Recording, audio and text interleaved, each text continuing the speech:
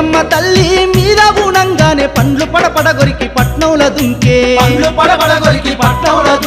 అగజూడు ఎల్లమ్మ సిగముగా వట్టే అమ్మ మాయమ్మలు కనరే మాయమ్మ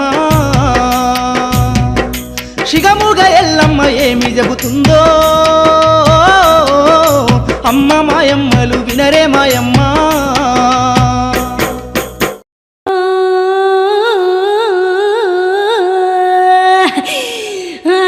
తండ్రి శంకరుడా తల్లి పార్వతీ శరణు శరణు శరణు ఎడమ కాలు మండే నా తండ్రి శంకరుడా కుడి కాలు మండే నా